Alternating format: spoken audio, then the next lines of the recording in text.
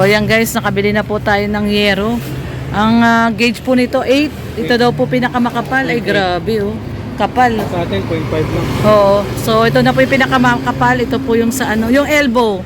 Ito po yung pang ano sa para butasan na tagos sa ano. Ito daw elbow. At syempre ito yung mga bigay ni Nanay. Mga bigay ni Nanay Rosie. Meron kaming Monstera. Oh, Ay, hindi tayo binigay. nakabili ng Lumsoil. Lom soil. Dito Oh. tayo doon. Ayan, bibili kami ng loam soil guys para ma-loam soil namin to. So ayan. Salamat Nanay Rosie sa iyong mga binigay na halaman. Tapos ayan guys. So ito na yung mga binili nating mga materyales.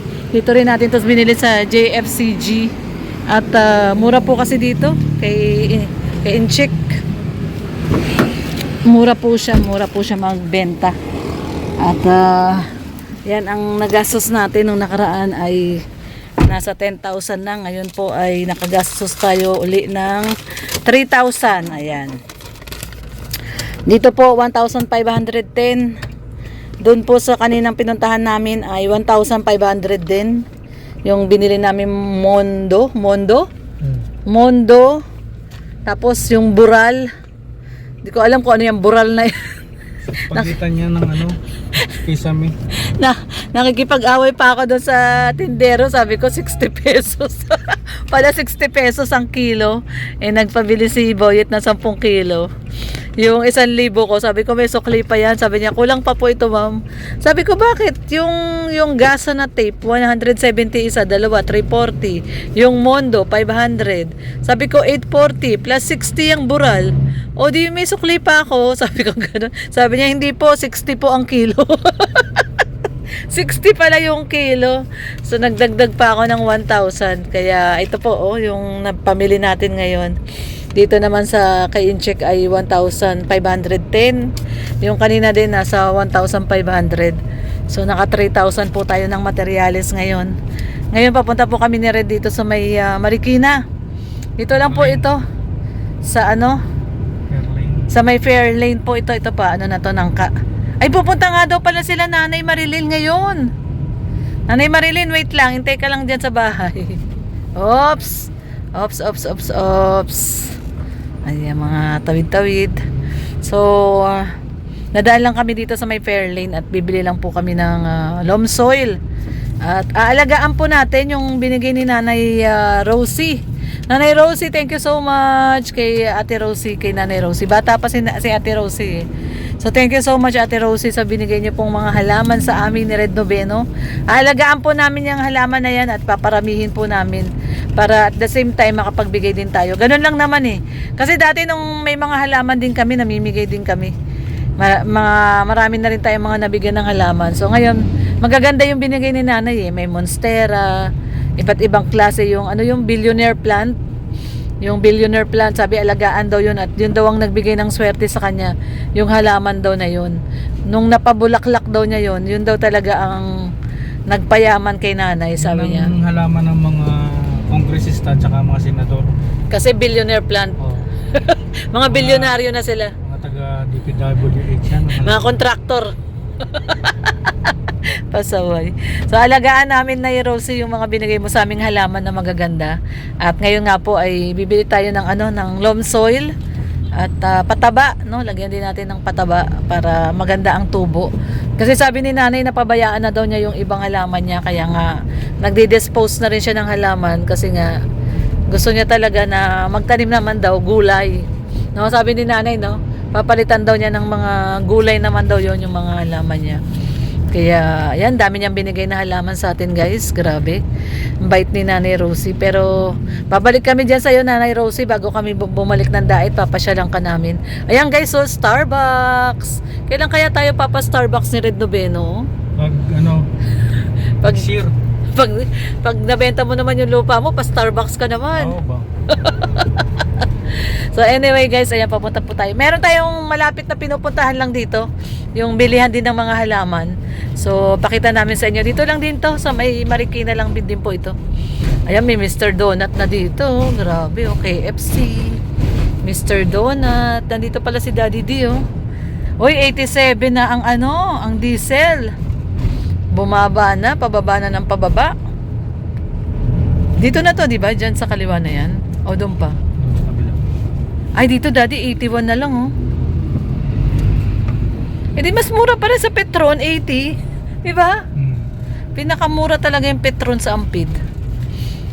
So, ayan guys, dito po tayo bibili ng loam soil at alagaan natin yung mga halaman ni nanay na binigay niya. So, papalitan po natin ng lupa, yung magandang lupa po, panghalaman talaga na lupa, loam soil.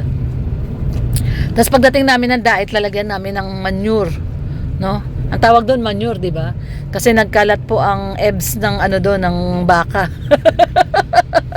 Yun po ang maganda din sa mga halaman, no? Yung mga kaysa sa mga artificial na ano, na fertilizer, mas maganda yung ano na talaga raw na fertilizer, yung manure po ng baka. Yun ang ilalagay. Si Red, ano yan eh, magaling kumuha. Magaling magkuha ng ano yan eh, ng ebs ng baka. Buo pa talaga pag kinuha niya, para pa talagang cake. Kulang na lang lagyan mo ng kandila eh. Mga patak pa lang yan. Minamarka na natin yun.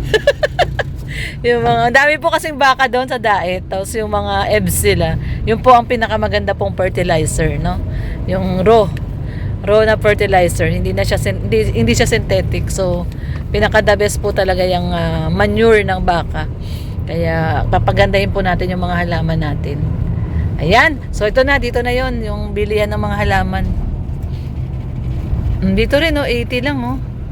Dito Hebron, 80 pesos. So ito na nga po guys, no, happy Monday to all. At ito na po, day 2 po tayo, day 2. At ito na nga po, no, tapos na po yung kisame na ginagawa nila. At i-update ko po kayo guys. At ang bilis talaga nilang gumawa guys. Ayan na. Pinupukpok na niya, ano kuya, oh. Yun, oh. Tatanggalin din yung bulan. Papalitan na. Papalitan na po.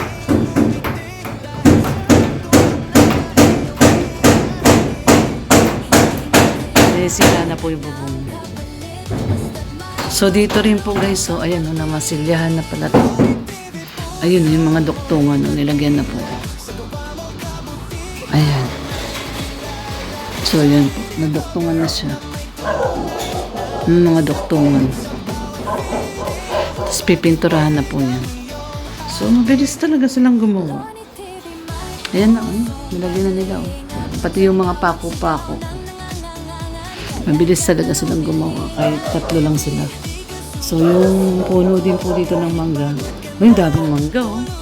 Yun oh. Daming bunga ng mangga. So puputulin din po itong ano dito. Yung sanga. Puputulin din po yan. Yung sanga ng ano, mangga para hindi papunta sa ano. So mabilis po talaga silang gumawa guys. Kahit 3 lang sila. Kasi ayan, babakbakin na po to. Babakbakin na po natin yung ano, papapinturahan po natin ng baka. Tapos ito, nilagyan lang. Maluwag. Tapos sa bubong na po sila. Ayun, grabe yung bakal doon sa ano. So, kung napapansin niyo po yan, kung gano'n po kakalaki ang bakal na yan. No? Yung bakal po sa poste. Grabe yung bakal sa poste. Tindi ng bakal sa poste nito. Sobrang laki, no? Hindi po malaki yung bakal, no? Laki. Siguro, ano to? 16 po ito. 16 o 18 po itong bakal na to. Bakal po ng poste. So, yan, kinakabit na po nila yung ano doon, yung boat. Ayan, papalitan na, ay! Papalitan na nila yung ano. Yun yung butas na ano. Pinapalitan na. Tsaka ilulusot yung PVC. Yung PVC. Mababa na guys. Tignan natin yung ginagawa po doon sa ano, sa baba. Sa ginagawa po doon sa bubong. Ay grabe oh. Ganda na ng halaman natin oh. Ito yung ginawa kong halaman eh. Hinihil ko sa kapitbahay. Tapos ito naman, pinapagapang natin pataas.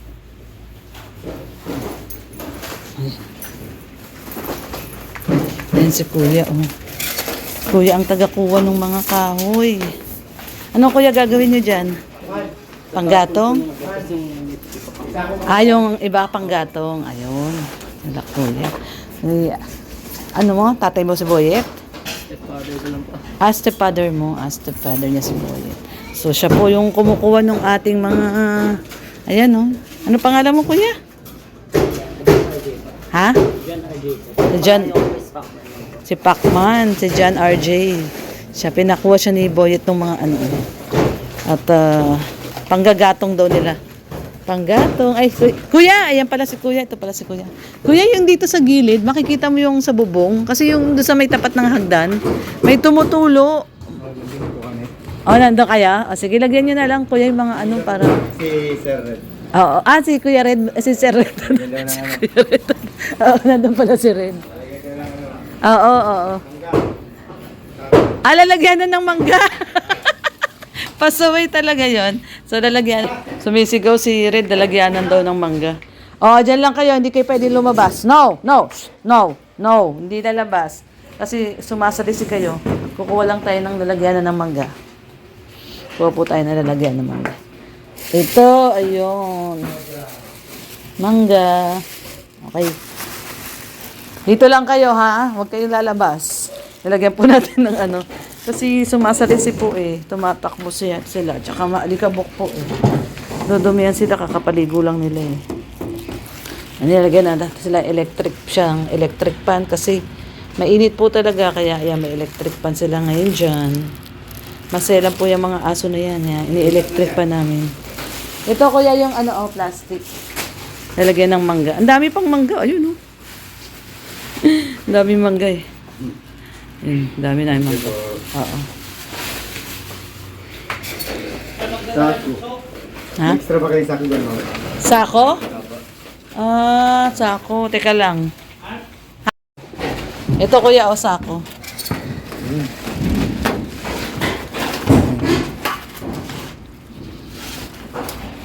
Tsaga ni Pacman. Pacman. Ikuha niya panggatong niya yan, no, Pacman? Panggatong. Sa bagay, maganda panggatong yan. Mabilis magliyab yan, yung ganyan. So, maganda panggatong. So, ayan, nandun pala sila nila Red. Ayan, sa kuya. So, actually, yung kisame din natin doon, sira na yun. Papapalitan din natin yan. Nakasama natin. Lahat ng kisame natin, papapalitan natin.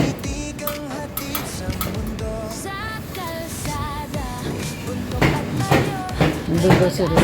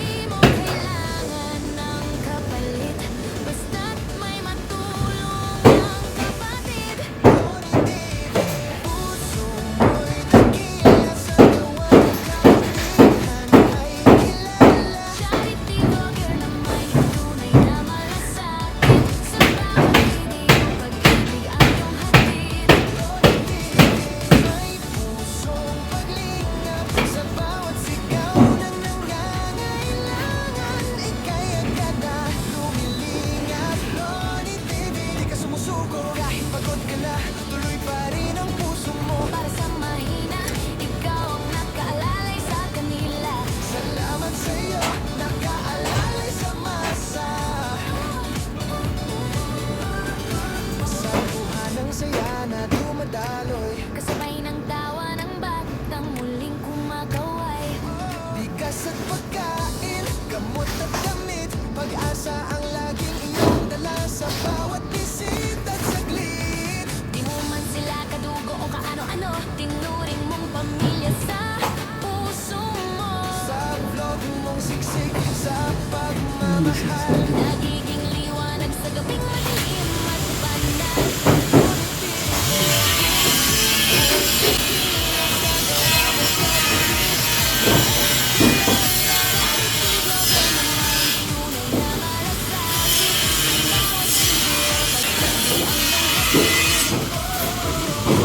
Basta't may matulungan ka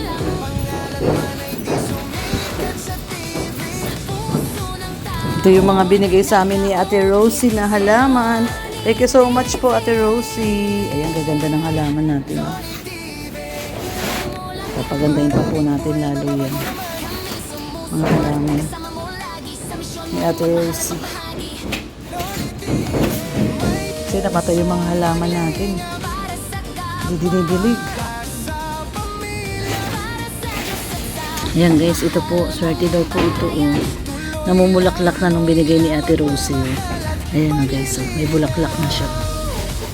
Ayan, magiging swerte po sa atin tong halaman na to. Basta ganyan po namulaklak na siya.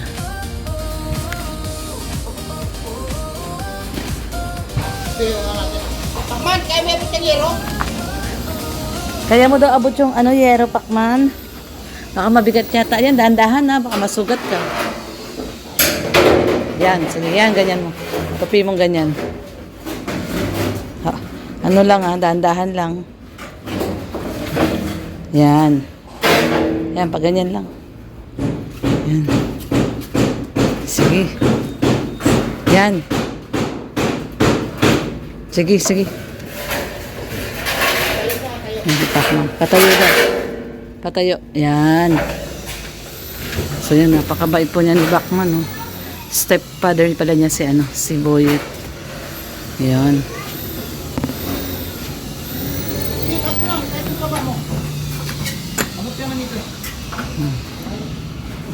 Yun. Mulak mo lang. Yeah, layo na. May natakaw. Yan na. At papalitan na nila yung isang bubong doon na may butas. Yan. Kanina pa si Pacman dito, no? Kanina ka pa, no, Pacman, no? Panglimang balik mo na to. Grabe guys, sinakot po niya yung mga natanggal na kisame, oh. Panglimang balik na daw niya. Sinasako-sako mo na lang. Opo. Tapos sinasaling ko na po dun. Kumbaga sinasalin mo na lang doon. Oo. Mabait si Pacman. Ano po? Yung sealant po? Nandun sa plastic po eh. Yung plastic na binigay ko po kay Kuya. Nandun po.